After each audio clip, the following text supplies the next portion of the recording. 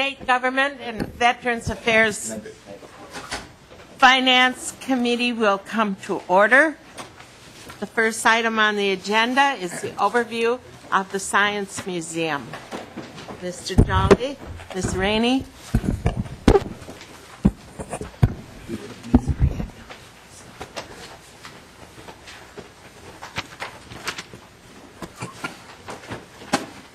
Welcome to the committee.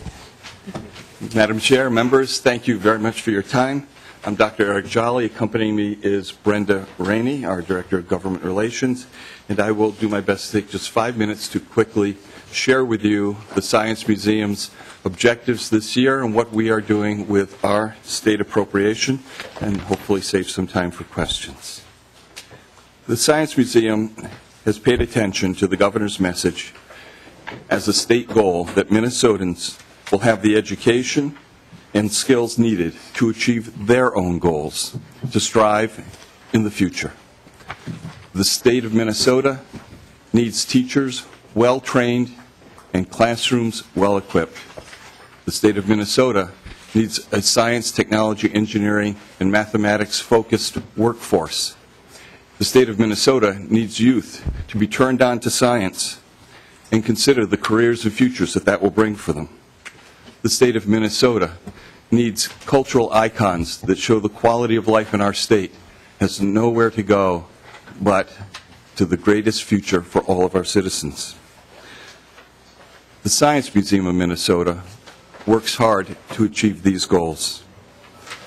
We believe that science is an essential literacy, essential for many things, essential for civic participation, essential for economic participation, essential for successful participation in the workforce of the future.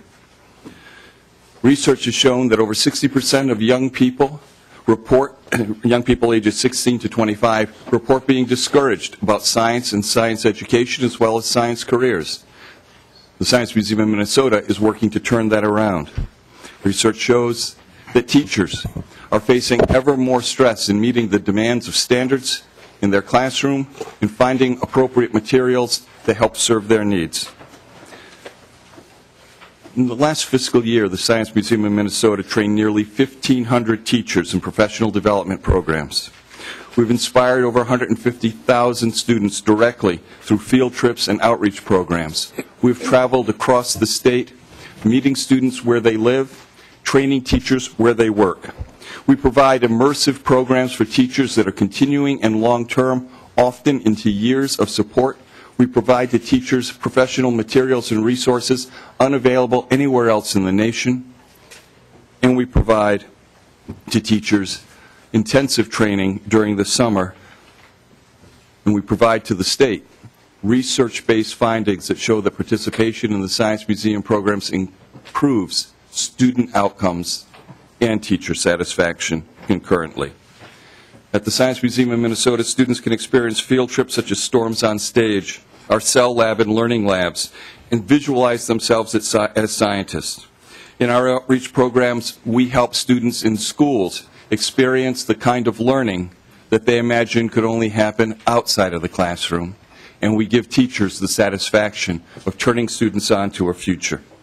But we also engage all of our citizens. The Science Museum of Minnesota has become a focal point for many adults in thinking about how science impacts everyday life and their own decisions for health and well-being.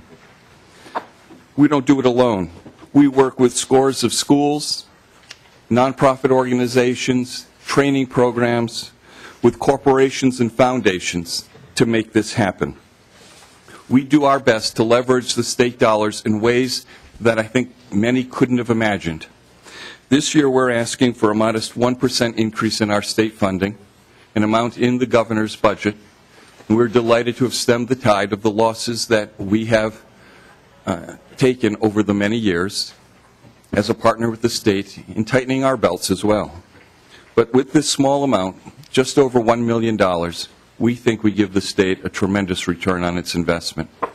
The Science Museum of Minnesota leverages state dollars in private work, in contract work with philanthropies and foundations, and expends nearly $39 million advancing science education throughout the state of Minnesota and even across the nation.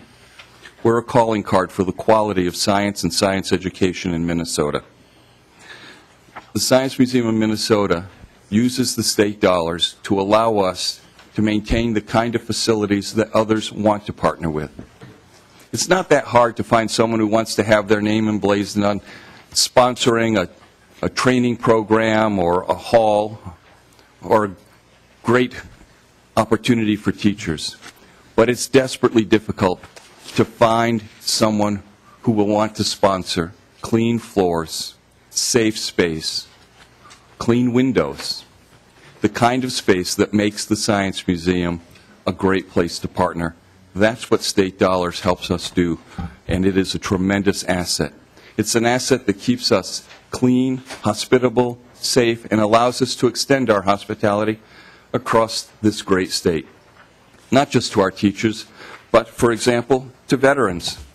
Since 2010, the Science Museum of Minnesota has been a part of serving our troops.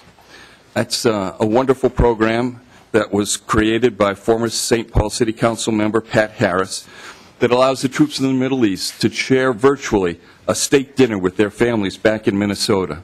And when those thousands of families show up, the Science Museum of Minnesota opens its doors with free visitation for all of the members who participate. We like giving away great things, and we can only do it if we have great things to give. Through the state's investment, that $1 million, we hope we're displaying well over $39 million worth of great things, advancing education and success for our state. Madam Chair, members, thank you for your time. What a great story, Mr. Jolly. Thank you, Madam Chair.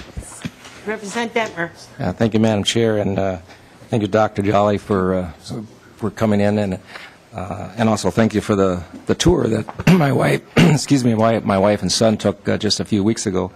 One thing that really sticks out in my mind on that tour, so much of the museum is not even open to the public in terms you have other things going on. And one thing that a lot of people probably don't know is that you build a lot of exhibits for other science museums, and that really impressed me. Yeah, it's been a pleasure. And by the way, with the state tournament's coming up in March here, you get a lot of students coming over from the Excel Center to come into the Science Museum during that time frame. Dr. Jolly. Madam Chair, Representative Detmer, thank you. Yes, with the state tournament, we gather a great number of students, but not just the competitors, their families and their almost supportive brothers and sisters who seem to enjoy the time that they spend at the museum as well. With regard to our exhibits, thank you. The Science Museum of Minnesota is perhaps the largest exhibit construction company for science exhibits in the nation. We build exhibits so that we can display them on the floor of the Science Museum of Minnesota before the great ideas of others are shown in their home state. And we use the income from that to subsidize our teacher programs, our low-income programs, and our school support programs at the Science Museum of Minnesota. And Madam Chair, one more thing that's a big change that's going to happen at the Science Museum is your digital theater, the Omni Theater. What could you explain to us exactly what you're doing there?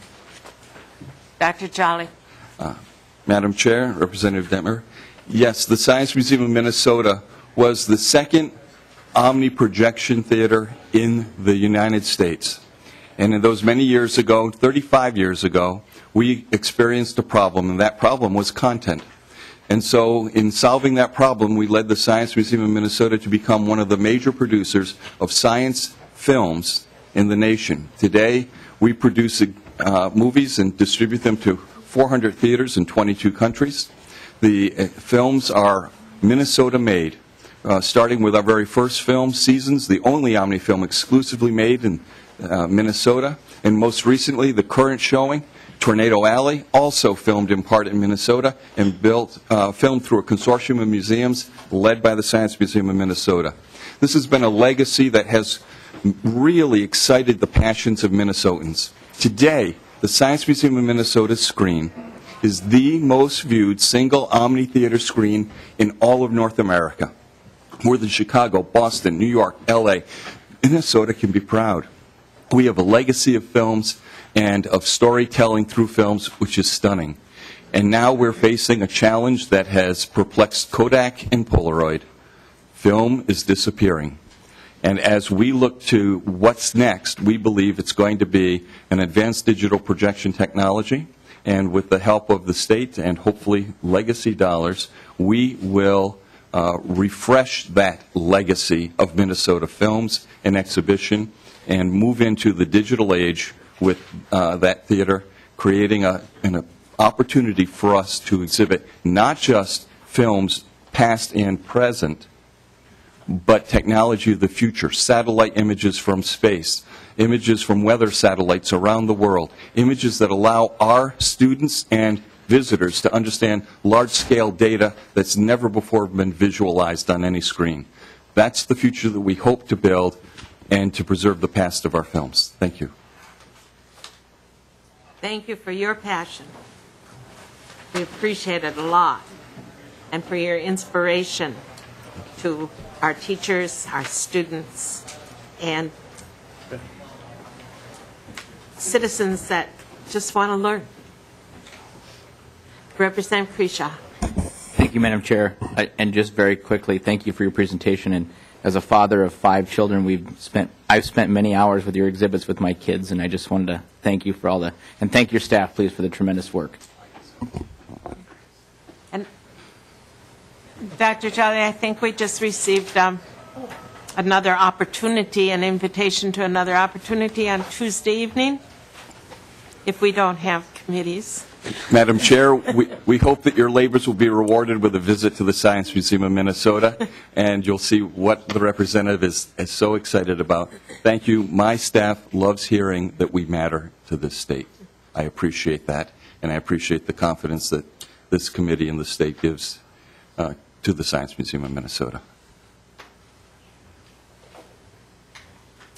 Thank you very much. Thank you, Madam Chair. The next item on the agenda is the overview of and review of the Humanities Council. David O'Fallon.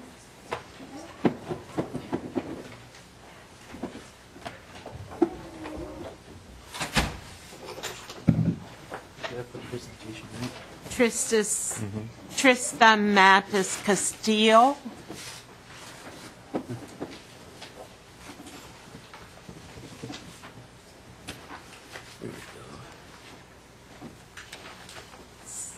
Sam Verdeja.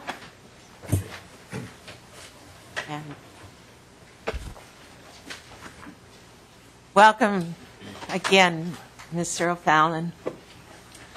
Thank you, Madam Chair and members. And with me is a key member of the staff of the Minnesota Humanities Center. Tien, would you introduce yourself, please? Of course. Good afternoon, Madam Chair and committee members. My name is Tien Nguyen August, and I am the Director of Information and Technology at the Humanities Center.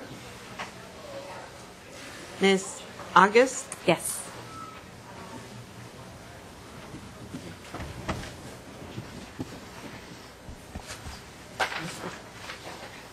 Please begin.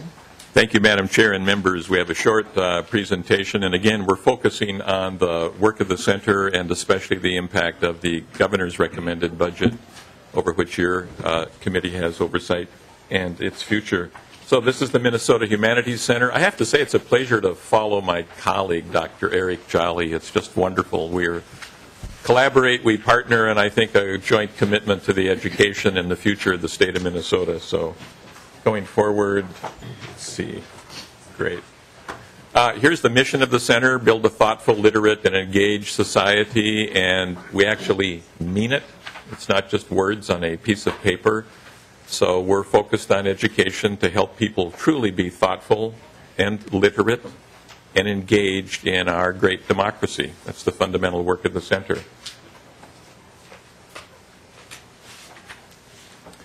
I'm pleased to say that we have absolutely no regulatory power at all, none whatsoever. We don't regulate anything. We don't have any capacity to make somebody do anything. So 100 1,000 people in over 200 different communities have chosen to work with the Humanities Center over the past several years. And I think a test is, do people work with you and come back, and only if they do find value, so that's what we're focused on. Quick look, we do work across the entire state of Minnesota. This probably isn't totally comprehensive, but we do make grants. We hold professional development workshops for teachers. We're deeply involved in K-12 education, and we're involved in, want to hit the next one? The governor's recommended appropriation for our center is $502,000 for the biennium. I'm proud to say this is a slight increase over the past. It's a $14,000 a year increase, so I have no idea what percent that would be, 0.00 something. But it's an increase, and we're very pleased to have it. And it's essential because this keeps the center open. We actually have a physical center, which I'm sure some of you have been to. That's just about 10, 15 minutes from here up on the east side of St. Paul. And we do serve the entire state of Minnesota. But the physical center helps us meet our mission of bringing people together. So the next one. These funds generate, and we leverage them to raise other funds. So from private sources, we're raising, as you can see, over $500,000. The federal government, we are the state associate of the National Endowment for the Humanities. So we do receive some general operating funding from them for humanities-based programs across the state. And in the last biennium, the legislature gave us $3.1 million in legacy funding, which I'm happy to go into in detail, but it's really not exactly in front of this committee right now, but I'm happy to take questions about that if you wish down the road. And that served a variety of functions. But let me just run through the rest of this, if I may. So we're focused on the future. You can read this. I think probably the key points on this are supporting innovative K-12 education and student achievement, bringing into public life the story of those who've been left out or marginalized, and working as a really trusted partner. Many of you know and you've experienced that in some ways this has been a kind of divisive time, even an angry time in some of our public life. The Humanities Center is about our human community. How do we connect with each other? How do we make the multiple cultures, the multiple peoples of the state an asset, not a problem? We're all living here together. How, in fact, can we shape our common future? That's really the heartbeat and the soul of the center, if you will. And it happens all over Minnesota. So, as some of you know, when I told my story last time, I grew up in Litchfield, spent my first 10 years in the 3 rooms at the back of a gas station, and Litchfield is now a really different place than when I grew up in the 1890s. Well, not quite, but. We're working towards common goals, education and skills, and Dr. Jolly was eloquent about the importance of STEM, which we totally support. And another dimension of our community are the cultural values, the humanities, you might say the liberal arts education, which needs to be in schools and in public life. Part of the legacy funding last time was to give the center increased responsibility for civics education. And again, the seed money from this appropriation, the one that you are stewards of, helps keep the center open, and we leverage that so that we're looking at fundamental work in our democracy. Do we understand our Constitution? Do we understand the Bill of Rights? Can we have a serious conversation with each other about this? Multiple points of view, but we're all in this democracy together. So working towards common goals of building a strong culture, a strong democracy, through education, public and in schools. I've repeated some of this, professional development for educators, teacher guides online. We're developing consistently new content of a high order, drawing from the well-established cultures, the multiple cultures of our state, drawing from the very first peoples, the Dakota and Ojibwe peoples of the state, to create content that was otherwise missing from K-12 education or from our public life and education. This is not news to you. You live with it all the time, but the fact is our population is changing rapidly and dramatically, and again, all over the state, whether it's Wilmer or Dassel or Duluth, whether it's Blue Earth or whether it's up in northern Minnesota. It's changing everywhere. So we are proud to say we work in close partners with these councils, Latino Affairs, Asian Pacific, the Black Minnesotans Council, Minnesota Indian Affairs Council. We work with the Department of Education and many other partners. You got a folder from us, and in the right-hand pocket of that folder is, I think, a project we are especially proud of that looks at a lot of the education materials we've created. But an especially important project for us has been the project Why Treaties Matter, in collaboration with the Minnesota Indian Affairs Council. Sovereign nations, their established resources and commitment to their own sovereign status, and the fact that we are all citizens living together among sovereign nations. This is a very important piece of our Minnesota history and story and future. We created that in collaboration. Recreated works, next one.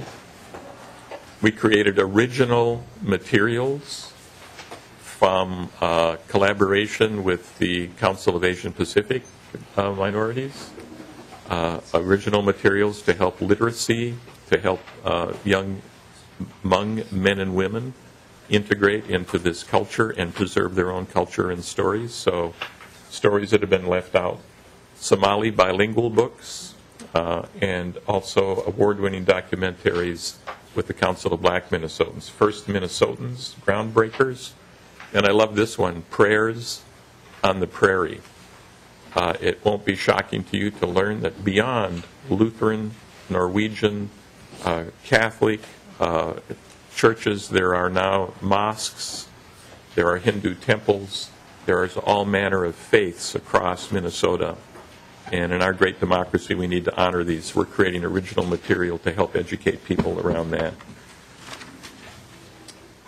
And then an emerging program that this funding helps us. So core value of the center, whose voices have been left out. What voices do we need to carry us forward? A very important emerging program from our center is a collaboration, a deep collaboration with veterans. And I'd like two leading veterans to join me to talk briefly about why this is being launched from the Humanities Center. So Trista and Corinda, if you come on up, please. Oh, I'm sorry, I said Corinda. Because I'm looking at what you can see, Trista and Sam, if you'd come up. This is Corinda Horton, who's on the board of the Humanities Center. Corinda is herself a Gulf War vet. She can't be with us today. At my very first Humanities Center board meeting, Corinda looked at me and said, so, voices of people who've been left out. David, Minnesota has sent 60,000 men and women off to war. Where are their voices now from our particular perspective? And you can see her quote, how important the humanities were to her on the ground in Kuwait and upon her return. And we're in collaboration with two tremendous people, and I'd like Trista and Sam just to share their perspective on this initiative. Please. Before they start, Director O'Fallon, that Ms. Horton lives where? Corinda Horton lives in Duluth, Madam Chair, I'm happy to say. And we're very pleased to have her on your governing board. Thank you. We are. Ms. Trista Mattis Castillo. Excellent. And Mr. Sam Verdeja. Welcome. Thank you, Madam Chair and committee members. It's very exciting to look around the room and see many of my fellow veterans in the room. So thank you for your service, first of all. I'm Trista Mattis Castillo, and I chair the Women Veterans Initiative for the state of Minnesota. And I'm very excited about partnering with the Humanities Center on a very unique project. And that is what we're calling the Veteran Voices Project. This is a project that, as David said, that is to bring our voice to the table and what's our story from our perspective.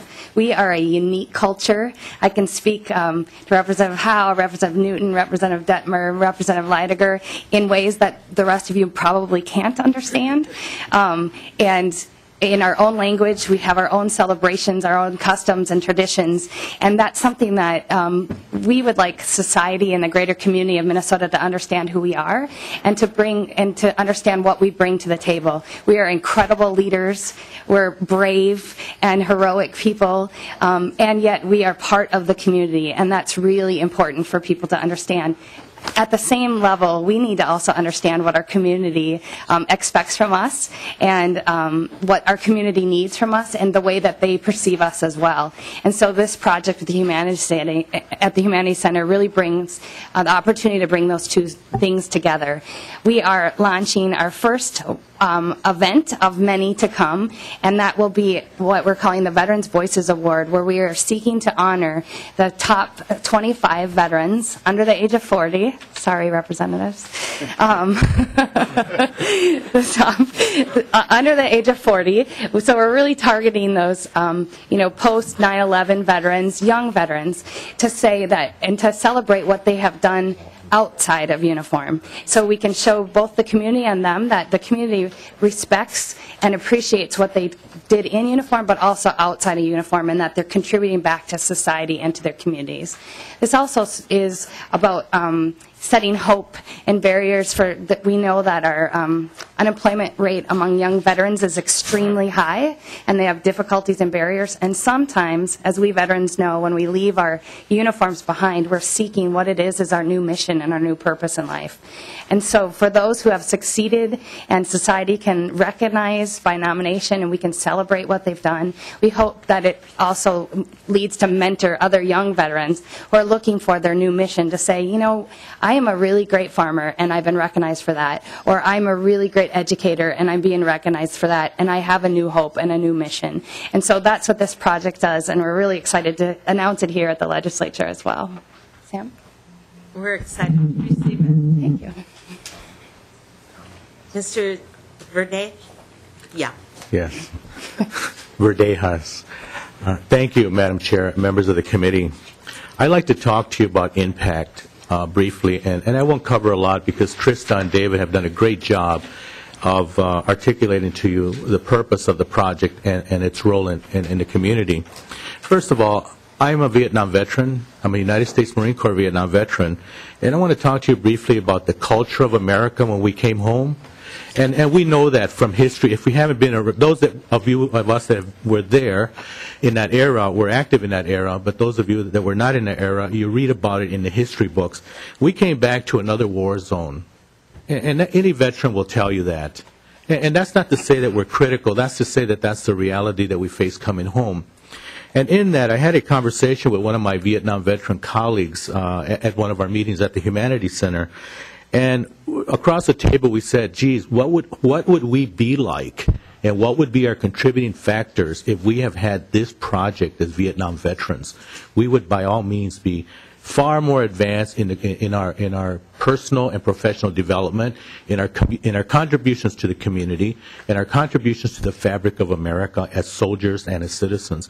And that was the comment that we walked away from. We had a follow-up coffee meeting yesterday, and we as two veterans, and the veterans will understand that when I say this, we cried over that statement that we made. Geez, it's too bad that we didn't have that opportunity.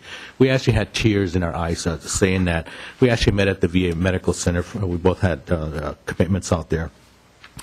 And so I want to talk to you a bit about the impact that this project will have, can have, and we expect to have, and it will have. Working in collaboration with a very credible institution, the Minnesota Humanities Center, it will alter the way we see each other in America. It will alter the way we do business, the way we educate each other, and it will also alter how we move America forward. And I won't get into the statistics, and I think, David, it's maybe in your information, or Trista or someone else might have given you that, but every county in the state of Minnesota has veterans actively involved in their community. And I don't know about you, but if I were a representative, I want to know what they're thinking, what they're doing, what can we do to help, and what their contributions can be to add to the quality of life. So with that impact, I just wanted to make sure that I brought to your attention my role as a Vietnam veteran, age under 40. Thank you. is that we've made our contribution already. We know our position. We know where we stand. We want to honor those veterans coming home who did not have the luxury and the benefit of being on the receiving end of something that's great, and that is the way of America, which we as veterans, and I speak as veterans, as a veteran at this moment, that we as veterans did not receive coming home during the Vietnam era.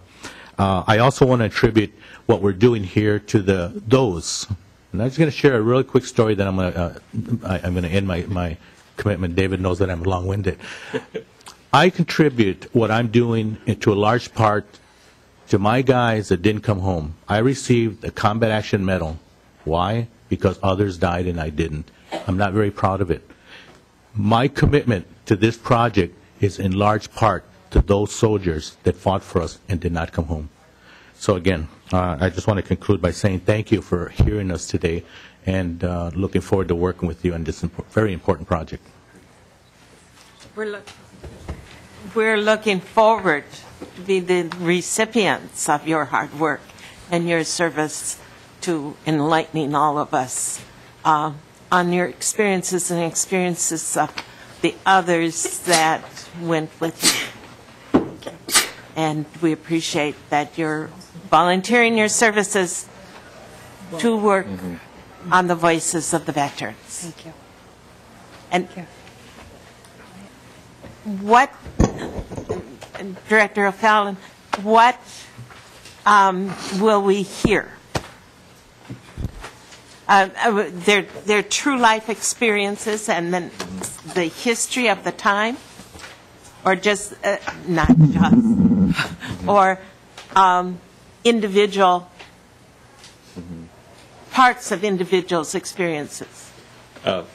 Madam Chair and members, as Trista indicated, the project we're starting with an event next 9/11 is the beginning, we hope, of a long and deep commitment of the Humanities Center to this, and it would involve all of the following things.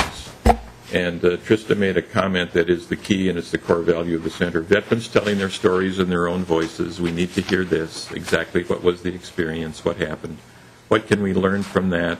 What are the leadership capacities, the mission-driven capacities of veterans to come back into this life, this world, these communities, and shape education, shape the arts, shape business, shape whatever it is we need at this point? What can we learn from those experiences rather than setting them aside? And the particular dimension of this is the humanities dimension, which is different than, and I maybe should let Trista or Sam speak to that, but we're not the VA hospital. We're not the Department of Veterans Affairs.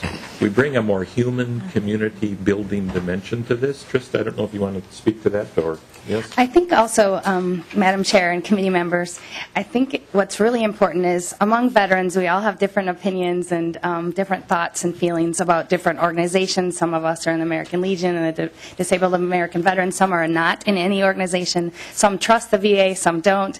And so what's really unique is that the Humanities Center, it truly is neutral ground for all veterans. It's a place no veterans has gone before and or collaborated with, and that makes it neutral ground and safe territory. So we can come together and truly get all that other political stuff aside and really talk amongst ourselves and with the community about and sharing our own stories and celebrating who we are as veterans, and then correcting maybe some other things. As a woman veteran, I can freely admit there's not everything about our military culture that's perfect. However, we can't change any of those imperfections until we understand who we are as a culture, and the Humanities Center allows us to do that.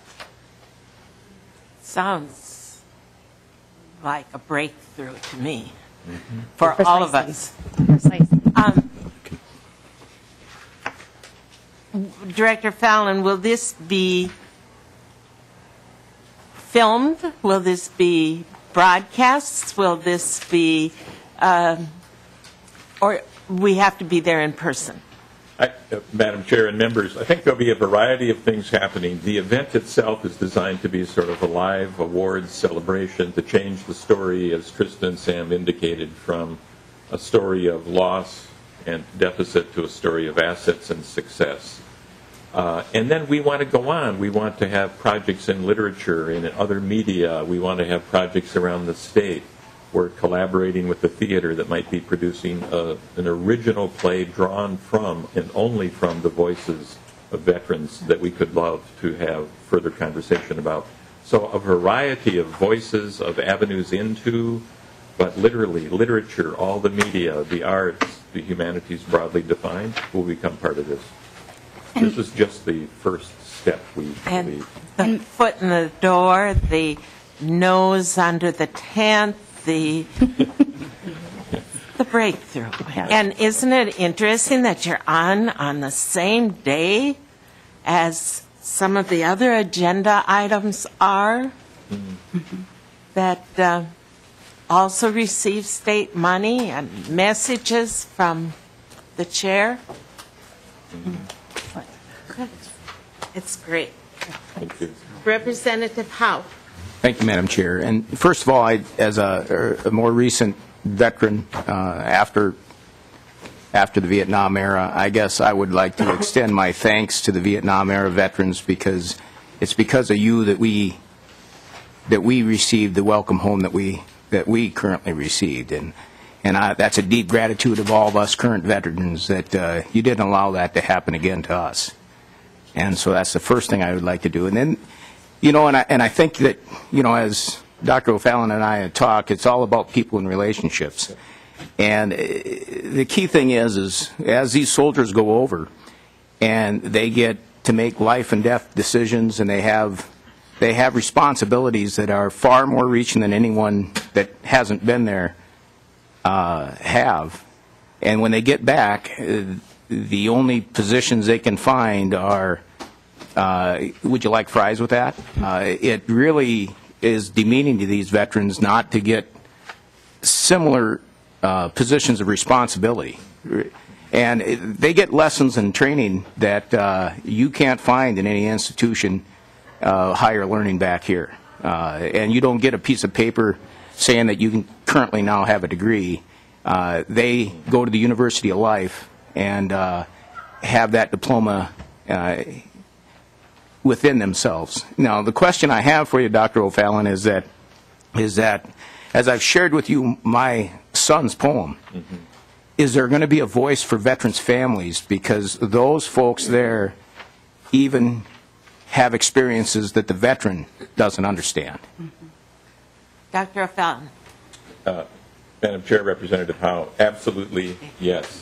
And again, as Trista and Sam both said in the beginning, this is about forming the human community. This is about connections and relationships. So it's not just a project where veterans publish a book or tell their story and then we don't do anything with that.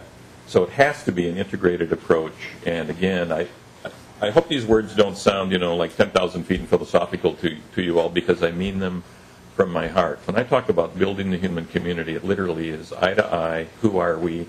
How are we going to get along? You cannot leave out the voices of veterans and their experience and the impact on their families, their partners, and their communities, and have this state thrive in the way that we can imagine it thriving in the future.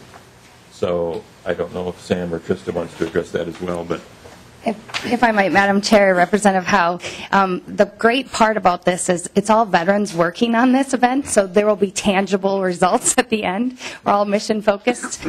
We have some really great ideas. I'm co-chairing the event with former Senator Ted Daly, and we've been working, he's a veteran himself, just got back from his recent training in Japan, so he couldn't be here today, but we're really looking for tangible. So this is just one event of many to come. And, as parents, veterans, and I have children too, you're right, their story is very important and unique. And so our first event is this celebration on September 11th, a 5-star event to honor their veterans and their families. But moving forward, we're looking at collaboration featuring those who are awarded. We're working with some media outlets to highlight them throughout the month of September and perhaps November during Veterans Day, so that other people see their story, other veterans see it and are inspired, and the community is, as well as moving into greater stories and perhaps even a cultural festival, a veteran cultural festival in the future. So there'll be tangible results at the end of this as well. Thank you very much. Representative Purcell. Thank you, Madam Chair. and thank you for this presentation.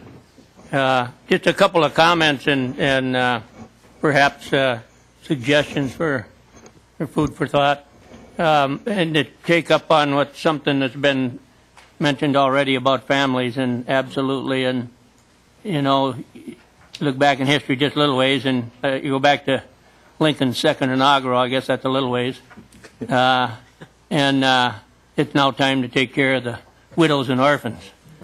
That's a quote from his second inaugural, and that also goes to families too. And you know, our families are quite extended. We all have cousins and aunts and uncles, and it's that family. So we need to take care of that family as part of our education system, part of our economics in this state and country. We're all one.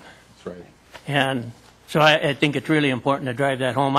And I want to take it, I will not issue, but I want to bring a little more understanding to the VA story. And I don't recollect your name, ma'am, but you said there's differences in how we look at the VA. I'm a disabled vet. Mm-hmm. And you're darn right there's differences in how we look at the VA. Mm-hmm. But that's changed a lot. Yes. Mm-hmm. Since President Obama put General Shinseki in charge of the VA, things were turned on their head now. Mm-hmm. Before, it was the veteran had to prove his disability. Right. That's turned around. This happened after I got my disability stuff, but it's really turned around, and I think that's important. It's an important story to tell, particularly when dig into Agent Orange, would you? Mm-hmm. Dig into Agent Orange, because that's a real story about veterans coming back and how they were maimed, not even by the violence over there. Thank you. Representative Wills. Thank you, Madam Chair. Thank you for the presentation, and I'm really excited about this project. I think it's very important to take care of our veterans, and I was just curious on your slide where it refers to partnering with veteran groups, if you're working with the Beyond the Yellow Ribbon cities in our state and what that relationship is, if you could elaborate on that. Madam Chair, Representative, yes, absolutely. In fact, we are working with the Yellow Ribbons because we are seeking nominations for this first batch of 25 from across the whole state. So if anyone knows a veteran that is worthy, we are seeking nominations, and we're marketing and sharing that information through our Yellow Ribbon communities. In fact, it just got sent out to all 200 communities throughout Minnesota just this last week, and a newsletter went out to them as well. And so we're working with the Yellow Ribbon communities to find those nominations and to sponsor those veterans at this event. And then moving forward, as we move around the state and collaborate, we will also do that with the Yellow Ribbon communities. Thank you. Representative Wills. Thank you, Madam Chair. I just wanted to say thank you for that, because two of the cities in my district, both Apple Valley and Rosemont, are Beyond the Yellow Ribbon cities. So I appreciate your efforts. Thank you. Thank you very much, Ms. Mathis Castilla and Mr. Verde, and Director O'Fallon. Back to the budget. Thank you very much. On your second slide, you had that this money that comes from the state. You were talking about the center that maintains the center, and then you receive money from the federal government. Do you have to receive a certain amount of money to get $1.3 million from the federal government? Do you have to raise a certain amount of money or have a certain amount of matching money? Madam Chair and members, it's not exactly a match, but there is a threshold beneath which, if we went, we would not be considered to be a serious member, if you will, of the National Endowment for the Humanities, or to operate as a state agency. They just did a 5-year review of the Humanities Center. That's the cycle they do, one every 5 years, and our turn came up. And one of their questions really is, are you an important part of state government and a state resource? So I can't name a number for you below which, if we went, they would discount us. But there is a number in there, and we're above it right now. But at this level of funding, we're okay. It's not a 1-to-1 or 1-to-2 or 1-to-3 match that I know of. But we have to establish periodically our capacity and our significance with the National Endowment for the Humanities, and the state appropriation is the significant piece of that. And Director O'Fallon, in this report, this 5-year report or review, is it kind of like the auditor's report, the legislative auditor's report, and then they point out your strengths and what we need to improve on, or is there? Madam Chair and members, of course they do review the budget, and they were happy to have the Office of the Legislative Auditor's report, which was recently done, which gave us a nice, clean, sharp mark. But mostly they look at, are you doing things of significance in the state? For example, the simple phrase I use is, are you meeting actual needs in the state? What does the Humanities Center in fact do? And we've focused on just the 2 or 3 that I've mentioned today. A rapidly changing population in the state. How do we in fact help people come together and build a common community? How do we see multiple cultures as an asset rather than as a problem to somehow overcome? So our partnerships, they were struck with our partnerships with the other councils and nations across the state. Our deep work in education, which I haven't gone on too much about in here, but you hear, I'm sure, in so many different areas these days, the concern over the achievement gap. As many of you know, the Humanities Center has got a long history of working in education. We've taken that even deeper. And as some of you may know, I've got a long history in education and in education reform.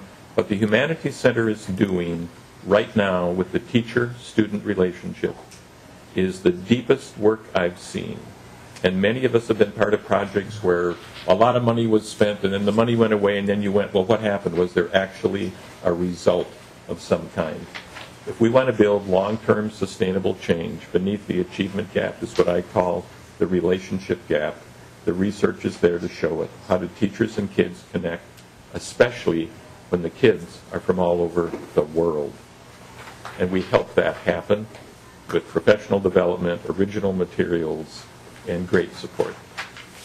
And the National Endowment for the Humanities found that significant. Thank you very much. Thank you, Madam Chair and members. We appreciate you.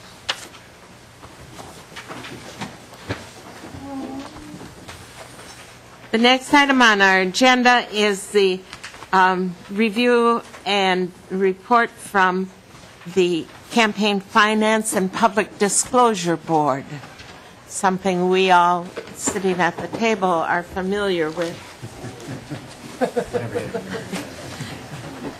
Mr. Gary Goldsmith is the director, and welcome back. Thank you, Madam Chair, members. Thank you for the opportunity to be here this afternoon. As you'll recall, I've already given a brief presentation about the board, and because you are all familiar with the board, I won't repeat that this afternoon. We're talking about budget. Right. Also, I was one of the first speakers when we started the discussion about budget, and I made the point that the board acts typically somewhat independently from the governor, so I want to talk today a bit about the governor's recommendation and also the board's recommendation, which is slightly different. Neither of those recommendations are in bill form yet, although I have seen the draft of the governor's bill, and it should be coming out quite soon. The board's base budget right now is $689,000, which is a general fund appropriation.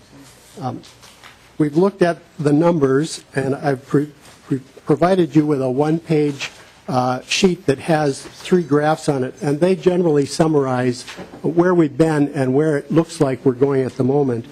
Our appropriation is at its lowest level since 2004, with the exception of 2011, when all unspent funds were essentially cut from state agencies to make up for a budget shortfall. As budgets go down, staff levels go down as well, and so we are in fact at our lowest staff level since 2002, with the minor exception of 2012 when there was a state government shutdown, and so we weren't fully staffed for the whole year.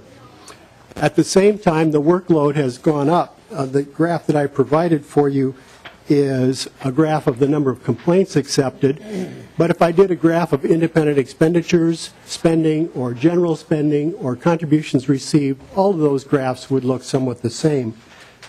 We've experienced high levels of money coming into the campaign finance system. We've also experienced a much more contentious political environment resulting in more complaints being filed. If the board continues with its base level of funding, $689,000, I will have to cut 0.6 FTE staff positions, and we will go from 7.6 to 7. That's based on the Minnesota Management and Budget projections for payroll for the board, and on the fact that most of our costs are essentially fixed, costs like rent, web hosting, phones, mail, costs that are provided by other state agencies. When you add those costs to our wages and salaries, we would be at a negative balance for 2014 and 2015. The board proposed to the governor that it be given a funding increase and be raised to the level of $1 million per fiscal year. The governor actually agreed with that report or that request and has included that in his budget recommendation, although the governor's approach and the board's approach at the moment are different as to how we get there. I want to talk just for a moment, and I will keep my remarks to the 10 minutes or so. I want to talk just for a moment about our unmet needs and what the additional appropriation would mean for the board. We are woefully insufficient right now in our human resource complement. We need investigative support based on the level of investigations that we have. Investigations are taking many months instead of 30 to 60 days. Advisory opinion requests are taking months unless they're of a matter that's needed right away, in which case it gets moved to the front of the line. We have been unable to do administrative rulemaking since I became executive director in 2007. And although the legislature often doesn't like administrative rulemaking, actually that activity helps answer lots of unanswered questions for people who are required to comply with our statutes. And then we have an answer that we don't have to repeatedly answer through the advisory opinion process. The board does virtually no self-initiated investigations of complaints or matters that we see on reports because we don't have the staff to do it. We're overwhelmed with investigation of complaints filed by others. The board is unable to audit its own data, the data entered into its systems by staff and in some cases temporary workers. We're unable to provide the level of client support that we should be providing. I finally was able to make it to some areas of the state in November of 2011. I made it to Duluth, St. Cloud, and Rochester, but people in Moorhead think that we think they don't exist. We know they exist. There are treasurers all over this state. The problem is they're scattered around, and we haven't had the resources to send staff people out for a week to go and do training around the state where people can reasonably reach us and meet us in person and be able to actually have a conversation. So we've had to limit that. And even though we made it up in 2011, that's the first time we've been able to send someone out since I became executive director in 2007. It's not completely because of cash funding, it's because of human resource availability that just isn't there. Although those courses now cost money when they didn't used to, because every community college now charges for room rental and so on because they need to recover costs as well. We still do some things well. People will tell you, if you ask, that our telephone support and response is excellent. But I can tell you that telephone response on a one-to-one basis is the most inefficient way to convey knowledge and education. We don't have the online educational tools we need, and as I said, we don't have the ability to go out and talk to groups of treasurers, so we end up talking to them one-on-one, and that removes resources from other things that we could be doing to help treasurers. The Campaign Finance Board provides what we believe really to be a public service, not a service to particularly to candidates, although you all want to comply with the statute, but the service really is to inform the citizens of how money either used to influence elections or used to influence the legislature is raised and spent. And by shedding sunlight on those transactions, we ensure the citizens that no legislator, no candidate is bought and paid for.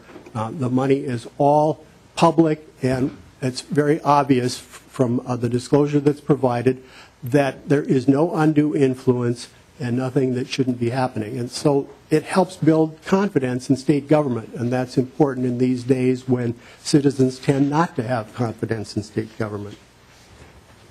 The additional funding that we're requesting, first of all, about $50,000 of it will be simply allow us to maintain existing operations, to maintain our existing staff levels. It won't allow us to do any new initiatives, but it will permit us to not cut back further on what we do.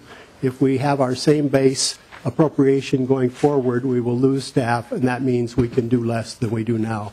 Because with the staff cuts we've already had, everybody truly is at the limit of what they can undertake. I have a whole list of things we don't do well, and I'll refer you to the link at the bottom of this one sheet if you want to look at a much more detailed description of both how we're doing and how we're not succeeding. That's at that link. If the appropriation that we request and that the governor has requested is given to us, we will be able to move to a staff level of 9 rather than 7.6. That will still not be at the highest level of staff we've ever had, but it will be adequate going forward, both to meet our current mission and to meet any additional things that the legislature should give us to do, including some initiatives that we have in our policy bill moving forward, such as undertaking some new responsibilities for helping candidates with Chapter 211B issues that we don't have jurisdiction over now. 0.4 FTE would be a clerical position. Right now, management staff actually is doing clerical tasks because there's no one else to do it. Assistant Director Jeff Sigurdsson matches up packing lists to invoices and submits them to the SMART team for payment. He puts together PO requests. Those are things that a clerical person should be doing. We would also add a 1.0 FTE high-level position, perhaps a person like myself who's been a lawyer for a while and wanted to get out of the legal business, who could do audits, investigations, rulemaking, and things like that. So that the new 1.4 FTE would add somewhere in the range of $120,000 to $140,000. The balance that's built into this appropriation would give us, at least for 4 years, if the appropriation is maintained for that long, about $120,000 to $130,000 per year to finally upgrade our internal infrastructure. And one of the key things that needs upgrading is our website, which has been tinkered with and modified over and over and over again over the years, but needs a complete upgrade so that it is, number one, helpful to the regulated communities, but even more importantly, and it's number two, but I think to me it's more important, is a resource to the public so that they can actually see what the board is doing and see that the finances in campaigns and lobbying are being handled appropriately. Additionally, we need to move from paper to electronic records, and that requires both human and technological resources. We literally do not have room anymore in our offices for the files that we are currently required to retain, and we've rented from the Department of Administration a storage area in the basement where we have some files. We have them all available electronically, but because we haven't been able to put together a project for electronic records, which, as I say, requires both human and technological resources, the paper record is still the official record, and we need to move away from that. I want to talk about the difference in the proposals, and I did prepare a sheet that you have that is entitled Budget Proposal dated today. I apologize because some of the numbers on it don't have the zeros and some do, but you can gather that these are actually all supposed to be in thousands. The governor's proposal is also on the sheet that staff prepared for you and you have before you. The governor's proposal would reduce our base from the general fund by $39,000 per fiscal year to $650,000 and would appropriate to us from a new special revenue fund $350,000 per fiscal year for a total of $1 million per year. The board's proposal has the same result, $1 million per fiscal year, but the board's proposal would leave the general fund base at $389,000 and supplement that by an additional general fund appropriation of $311,000 so that the full $1 million per fiscal year funding would come from the general fund. I want to talk about how the governor gets to his amount, and for that I will refer you, if you're interested, to a schedule of proposed fees which was also distributed to you. This is part of a fairly comprehensive administrative fee bill that you'll see introduced, I presume, shortly. Before I talk about the difference, I want to point out that this is the governor's current proposal. I met with the governor 2 weeks ago, approximately 2 weeks ago today, and talked to the governor about the fee proposal and about the board's concerns with it. As I mentioned to you when I was last here, the board opposes imposition of fees, whether they're called registration fees or administrative fees, in the campaign finance and lobbying area.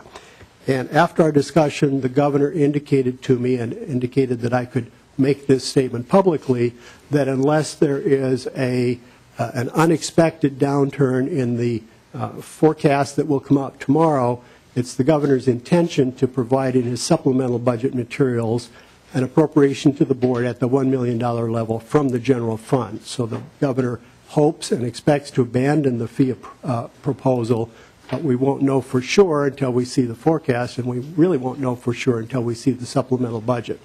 So while this is the governor's current position, and it will be in the governor's budget bill because it's the current position, I still want to talk to you about it and explain why the board is opposed to this particular position. You'll see the schedule of fees, which range from $75 for new or small committees up to $5,000 for large committees. This would be an annual fee assessed in the campaign finance program. At the top in item I is an additional fee of $50 per lobbyist client registration. Under this program, the intent would be to raise $100,000 from the lobbyist program and $250,000 from the campaign finance program annually to be appropriated from a special revenue fund to the board. And so on the governor's sheet, you'll see under the governor's base difference an increase of $700,000 in the special revenue fund. That's the fees. Now, the board actually has studied this for a long time, several years. In fact, we started looking at it in 2004 as the result of legislative mandate. We looked at it more closely in 2010 when actually I will acknowledge that I was inclined to recommend a fee system to support the board. In the end, no bills were introduced, and I'm happy for that fact, because on further study that we did now in the last year, we've come to a different conclusion. Lobbyist fees are quite common in the states. In fact, about 42 states have them, and they vary in amount. Some would be lower than the governor's proposal, and some would be higher. On the other hand, fees in campaign finance programs are quite rare, with only 11 states having any such fee. I didn't go into the detail of who pays those fees, but in at least a few cases, candidates would pay them.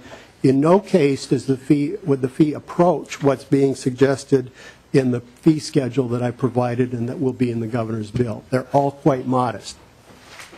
The board's concerns are really three. First of all, we have a concern based on principle, and that's based on the principle that we have a First Amendment under the United States Constitution that guarantees certain freedoms, speech, religion, press, assembly, and the right to petition government.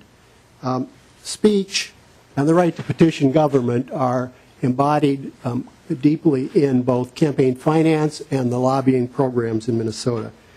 Political speech, the speech that you would use to get yourself elected, is some of the most important kind of speech that's protected under the First Amendment. And while it may be legal in some scenarios, I'm not saying that this particular schedule would pass constitutional muster, but while others might pass constitutional muster, the board is very concerned about the precedent of establishing a fee to engage in political speech, because that's what this would be. Almost every fee that's imposed by state government, not every fee, but almost every fee is related in some way to the payee's ability to make money as a result of the license or whatever it is that results from the fee. There are some exceptions. However, this would be a fee, a charge to speak in the political arena. And for lobbyists, it would be a charge to speak and advocate on behalf of one's client in the legislative arena. And so as a matter of principle, the board opposes that kind of fee. The other, and I've sort of covered two points in there. We would definitely be the farthest outlier in campaign finance fees if this were adopted. I suggest that might lead to litigation, although that's not a reason not to adopt a particular bill.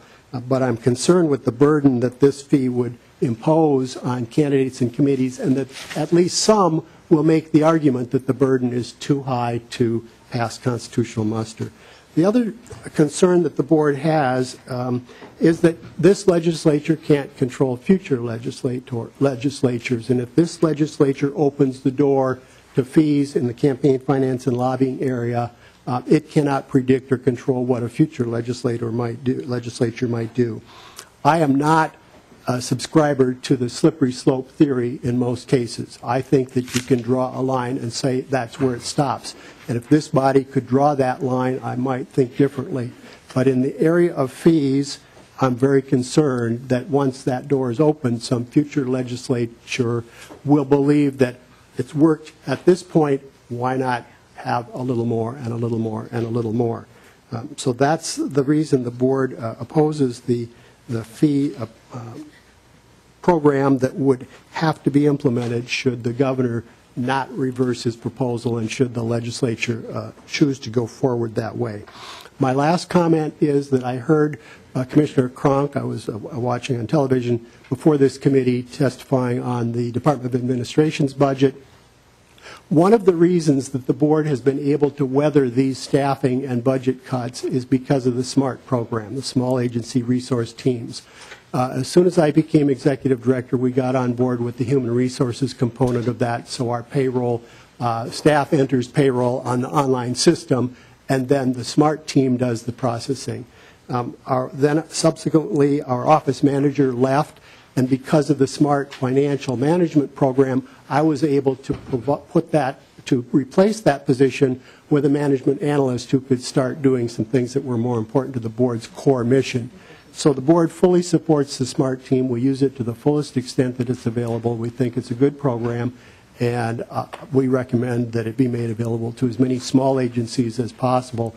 It would be virtually impossible for us to function now if we had to go back to doing all of the things in the new SWIFT system and the HR systems on our own. It would be more than one FTE position. With that, Madam Chair and members, I'll stand for questions. Mr. Goldsmith, I don't want to talk about fees all the time, but I just have one question when you were explaining about how the objections that your board has to fees. How did they think it's okay for candidates for positions to have to file and pay a fee when they file for, but once they're elected then, or once they're in the campaign, you don't want the other people to be charged fees? Certainly, Madam Chair and members. Of course, the election law is not under the board's jurisdiction, but we are aware of that, and there is a provision in that law to be on the ballot through a nominating petition. So a person can, in fact, run for office without paying any fee whatsoever, and there is no provision in, of course, the board's fee structure for that. Excellent reminder. Thank you. Thank you, Madam Chair and members. Representative Kreshaw. Thank you, Madam Chair, and thank you, Director, as well for your comments. And I do have to say, through the campaign process, your staff was exceptional. Thank you. Many times that we had questions, they were Johnny on the spot. I just have two quick questions. Is there, as I look at the graph, is there a correlation or a negative correlation between the amount of appropriation and the number of complaints? As I draw them out, I notice that as your appropriations went down, your complaints went up. Mr. Goldsmith. Madam Chair, Representative Kreshaw, no, there is not. These are complaints that are filed by one person or association against another. So they come from the outside. The board has no control over them. This graph does not include board-initiated investigations based on filed reports, so there would be no correlation. Representative Kreshaw. Thank you, Madam Chair. And my second question, thank you for that. What are the top two complaints on a broad level? What is the biggest problem that's happening out there that we need to look at? Mr. Goldsmith. Madam Chair, Representative Kreshaw, obviously I can't, by statute, I cannot discuss any existing complaints, and some of those include some of the top-level problems that we have. But in general, I would say the complaints relate to efforts by candidates and committees to reach the absolute edge of what is permitted under campaign finance law or Chapter 211B, and in some cases, either because they are willfully reaching that edge, there will be allegations that they've gone too far. And if those allegations have merit, then the board will investigate those. The board, in its policy bill, is recommending increases to contribution and spending limits. I'm not sure that will alleviate the problem completely. In fact, I'm sure it will not. Representative Kreshaw. And thank you, Madam Chair. And thank you for the answer. And just so I'll follow up, because I know from my campaign we were trying to stay as far away from that line as possible. In your estimation, and you don't have to get specific, is it willful or is it people that just don't know the law? Director Goldsmith. Madam Chair, Representative Kreshaw, it turns out to be both. We have had and have cases where people know the law and think that, or I should say, think they know the law and think that they're staying on the right side of the boundary. They haven't understood the law correctly. I don't think there are very many cases where people actually completely understand the law and still violate it. That would be rare. Representative Simon. Thank you, Madam Chair. Just a couple questions about, you talked about your current initiatives versus future initiatives. And there are two kind of baskets of things that I'm curious about in terms of the cost. And I'm not asking you to do a fiscal note right here on the spot. But as you know, there are those two major areas that the board itself has recommended in terms of new initiatives. One I would call kind of in the integrity area, new kinds of information that might be gathered, a new scope of kind of oversight that the board would provide in terms of what public officials, not just elected officials, but all public officials, which includes a lot of people in this building, would have to file, that sort of thing. That's one. And number two, the board has also proposed on the campaign finance side some expansion of jurisdiction and more kind of oversight and monitoring efforts. So I guess the beginning question I have, and we can have this discussion and will, I know, offline, but if you get the $1 million appropriation here, whether it's from fees or from appropriation, does that mean that you'll be able to accommodate initiatives like that, or would those initiatives still carry an extra fiscal note above and beyond what this budget says? Director Goldsmith. Madam Chair, Representative Simon, thank you for that question because it gives me an opportunity to provide a little more background. You're right. The board has actually two bills. One is a policy bill and one we call the Public Integrity Bill. The Public Integrity Bill will move more slowly because the board's purpose in that bill was to start a conversation, which in fact has started, and I'm meeting and talking with lots of people.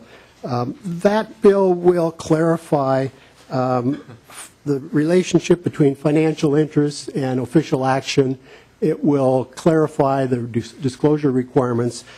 I'm not sure that that will add a lot of work to the board because most of that is already required, but in a different and less clear format under existing statute. The board's policy bill actually includes 3 components that would add to the board's responsibilities, one being some additional disclosure, where there are what some people call loopholes and other people look at as opportunities to be able to influence elections without disclosing that they're doing that. We also are proposing raising spending and contribution limits, which will to some extent at least result in an influx of probably additional money into the campaign finance system. And as the amount of money goes in, the amount of work is bound to go up. And finally, the board is proposing that it be given responsibility for 3 sections of Chapter 211B. This was also in our 2010 bill. That would be sections that closely relate to what we already do. One, the prepared and paid for type of disclaimer on your campaign materials. We already deal with the independent expenditure disclaimer, and we field questions about the other disclaimer, though we can't speak authoritatively on it. The second one would be the legal uses of campaign money. We already have jurisdiction over the non-campaign disbursement component of legal use, but not over the general legal use. And finally, the corporate contribution or the corporate involvement in campaigns. We now have jurisdiction over a large part of the independent expenditure involvement, but not the other portion. The reason the board suggests having jurisdiction over these is because we get so many questions about them. We cannot answer them with authority because we do not have jurisdiction, and there's no other agency that does that. Complaints under Chapter 211B are filed with the Office of Administrative Hearings, which is a quasi-judicial body. They adjudicate complaints, they don't answer questions, and they don't issue advisory opinions. So the questions come to us. We try to help people. We point to the statutory authority, but we can't give them an authoritative answer, which means we answer the same question over and over and over again because we can't issue an advisory opinion. To get to the nub of your question, the appropriation the board is asking for would cover all of our costs of those expansions, including public integrity and other reasonable expansions that the legislature might give us. The $120,000 to $30,000 infrastructure improvement component of the increase could be decreased if we have additional requirements imposed on us by the legislature. Representative Simon. Thank you, Madam Chair. So again, just sticking to the budget here.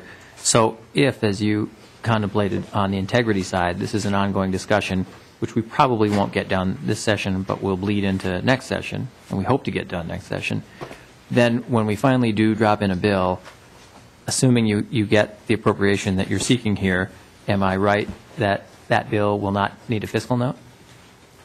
Mr. Goldsmith. Madam Chair, Representative Simon, it may need a fiscal note, but the fiscal note would say that the agency is able to absorb the expenses of the bill. Madam Chair? Director Goldsmith. If I might make one more comment in response to Representative Simon's question. As the policy bill moves forward through the legislature, and the board will keep moving it forward, I'm working with many people to do that, when it gets to the final point of passage, if it doesn't look like the board will have funding to go forward, I will have to ask that the bill be pulled because we won't be able to do those things without additional resources. Or at least that some components of it be stripped. Representative Kresha. Thank you, Madam Chair. As I was sitting here listening, Director, just one question for me. In your tenure, has the integrity of elections gone up or gone down? Director. Madam Chair, Representative Kresha, I guess I'm not sure what you mean by integrity of elections. Let me take a stab at it, and you can ask a subsequent question if you need to. I think that, and let me preface this by saying we don't have anything to do with the actual conduct of elections. So I'm not talking about who votes or whether they vote legally or anything like that. I'm talking about the money that's used in elections. And I think that generally, although the amount of money has gone up and independent expenditures have exploded, I would say that probably the number of complaints that we investigate that have merit has gone up. That may mean that more people are making mistakes or treading closer to that line I talked about. I'm not sure it means that more people are intentionally doing violations, but I think there are more violations, yes. Representative Kresha. Thank you, Madam Chair. And let me clarify this. I mean, that's a great answer, and I'm just, as I think of this, and I come out of my social studies classrooms, the election is the vehicle for our representation. It's our greatest vehicle to get down here and do the will of the people. Is it still doing that as well as it did, or is it better? Even if I were to go back to my district and say, you know what, this is exactly what it's supposed to be and it's doing the right thing. Has money influenced that one way or the other? And I realize it's a broad question, probably very philosophical, but I'm just curious as to your perception. Director Goldsmith. Madam Chair, Representative Creshaw, I think the board is still doing an adequate job. I mean, the people in the system still try. We don't do as much education as we can, so I think there's some problem there that results in more violations, though they may be inadvertent, but untrained treasurers make mistakes that they wouldn't make if they were trained. I think that the pressure to win elections is higher, is stronger now, and so party units, committees, and independent organizations do everything that they can to try to win elections. And again, I think the educational component is probably insufficient to let them know exactly where that line is. And so I think that to some extent, when you can't do training, you cannot get the message out about what's expected, then the level of performance to that hypothetical perfect expectation is going to drop.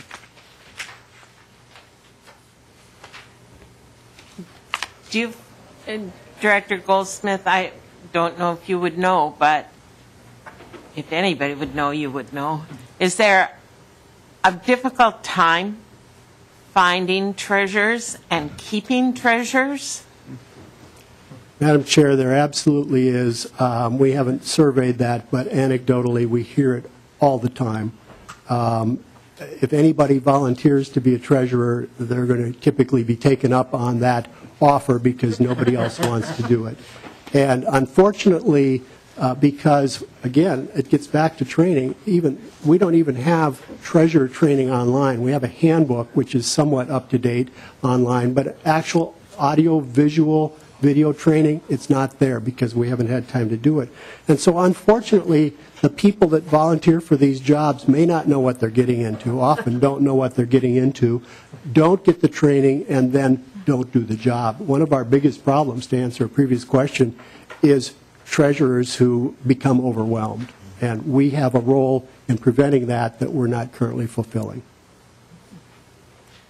My treasurer has been with the committee for the volunteer committee from the beginning.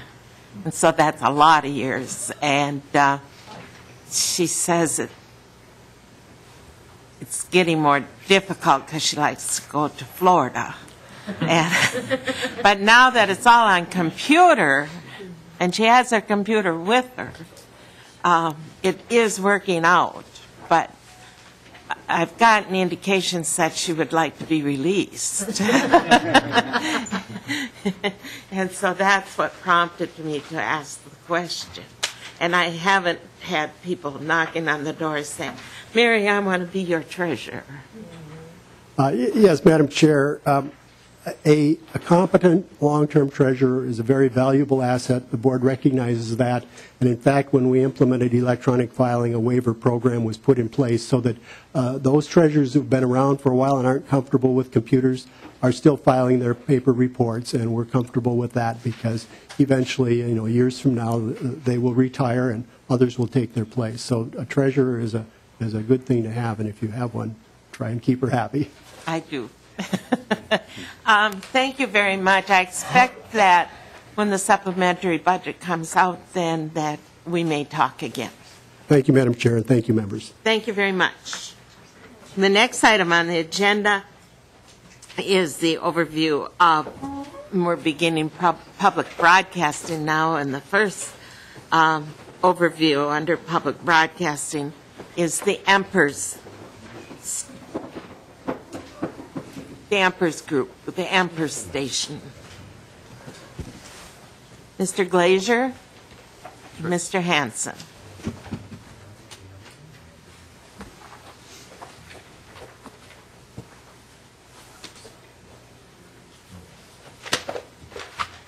We're talking about budgets today. Thank you. Madam Chair, members of the committee, for the record, my name is Joel Glazer. I am the Executive Director of AMPERS, the Association of Minnesota Public Educational Radio Stations. Thank you for having us today, and thank you for your continued support. AMPERS, which provides diverse radio for Minnesota's communities, is now made up of 15 independent, truly local, community-based radio stations around Minnesota. We are not affiliated with, nor do we receive funding from Minnesota Public Television or Minnesota Public Radio. The AMPERS stations primarily serve rural and minority communities, not served through traditional media. 14 of the 15 stations qualify for state funding. KUMM in Morris does not because of its size. Since the last biennium, we have 3 new stations in the AMPERS group.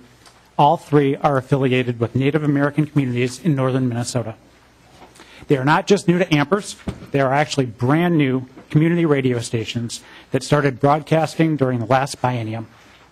This allows us to serve even more Minnesotans. Of course, it also means that we need more funding so we can support these new stations without reducing funding in turns and services to the existing stations and their communities. AMPERS is a radio association, not a radio network. You can think of us as a trade association. There is a big difference between a radio network and an association. Minnesota Public Radio is a radio network.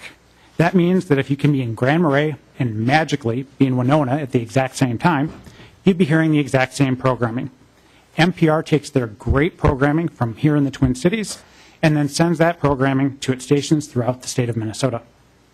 The AMPERS stations, on the other hand, are individually programmed by and for their local community. As you will see on our covers map, we have local community stations as far north as Grand Marais and Thief River Falls, down to Winona, Mankato, and Austin, and just about everywhere in between. Each station is licensed to a college, school, or university, or directly to the community that it serves.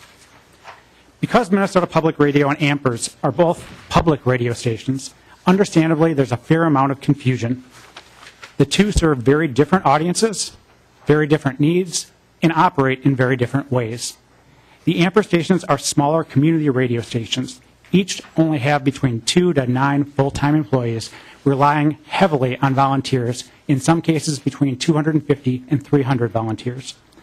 The AMPERS stations are not rebroadcasting or retransmitting programming from one main station. We don't view Minnesota Public Radio as competitors.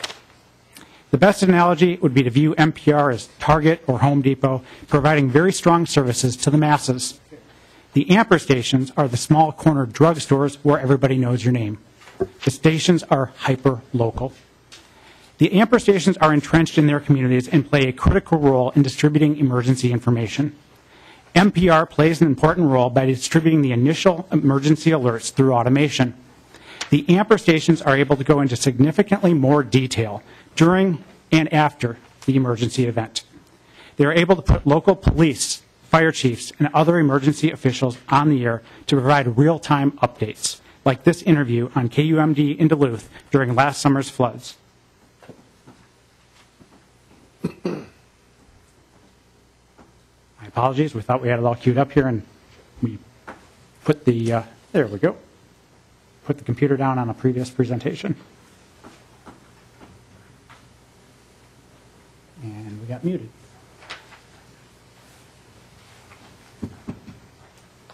In the interest of time, I will keep moving along. To forward your emergency information to the any emergencies should be directed to your local fire hall, either by phone or driving directly to the fire hall, where personnel are stationed and will be able to forward your emergency information to the proper authorities. Also, if you're any emergencies should be directed to your local. Apologies, folks. They had the wrong clip in there, so we'll just continue on. Most of you probably remember the tornado that tore through Minneapolis in May of 2011. Not only did KMOJ provide important information about assistance and cleanup, they actually collected thousands of pounds of clothing, hygiene supplies. The staff even rolled up their sleeves and set up barbecue pits and cooked donated food for storm victims for 4 days straight. In addition to emergency services and entertainment, The stations also provide a great deal of educational programming and educational opportunities in their local communities. 8 of the 15 Amper stations are affiliated with a college, school, or university. The rest are licensed directly to the community that they serve. Those affiliated with educational institutions get very little financial help from the institution, mostly studio space and salary for an employee or two. But all of the Amper stations have a very strong commitment to education. KAXE in Grand Rapids, for example, recently started a youth radio program. The first program aired just last week. Students produced interviews and even wrote and recorded original music for the program. WTIP in Grand Marais and KFAI in the Twin Cities also have youth radio projects. On the back of the Amper's coverage map, you'll find a table that shows the stations and the number of students involved in each station. Collectively, we involve more than 1,100 traditional students and more than 300 non-traditional students. Amper stations have received community service grants and equipment grants for more than 30 years. The community service grants help to pay employees to produce local programs relevant to and often unique to their local community. Programs about the environment, news and information specific to their community, high school and college sports, and some even broadcast their local city council meetings. While it may not sound that exciting, many use the community service funding to pay electricity bills for their transmitter, literally to stay on the air. Last year, stations received about $20,000 in community service grants, and an electricity bill for a transmitter can be about $25,000 a year. While the stations are all independent and locally programmed, they all use the state funding in very similar ways. They use the money to serve rural and minority communities, the communities that you represent. They use it to deliver programming in 11 different languages. Many of those languages are not heard anywhere else. You'll hear programs in Hmong, Somali, Oromo, and Ojibwe. The Mankato station produces 6 hours of original Hispanic Latino programming every Saturday. Equipment dollars are spent to replace aging equipment and to try and keep up with new technology. Oftentimes, equipment dollars are literally spent to replace frayed duct tape wires with new wires. In fact, we need help from this committee in that regard. In the past, we have been able to use equipment dollars to repair, rent, or replace equipment, depending on what made the most sense financially.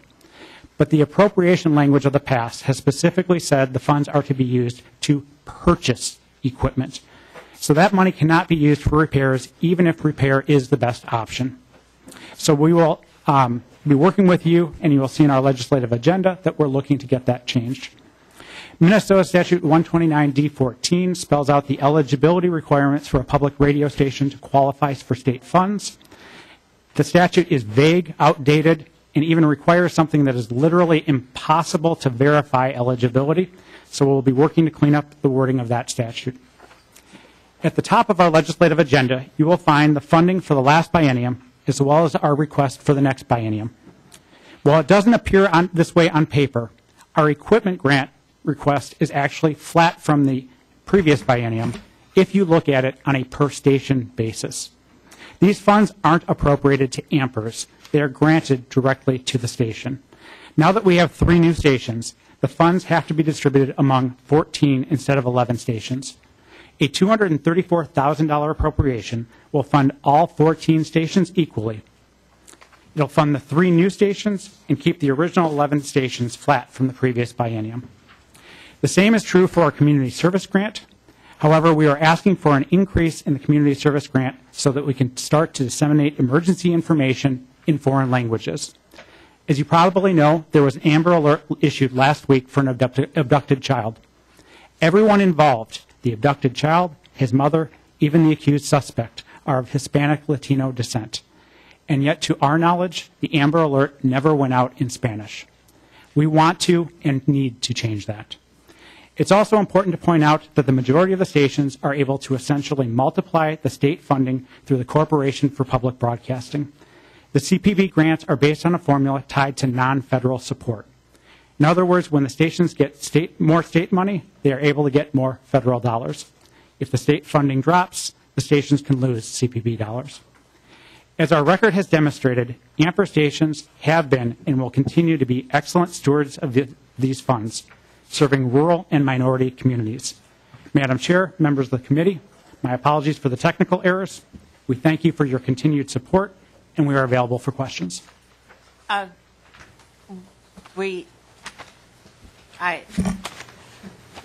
apologize. I was thinking 2:15.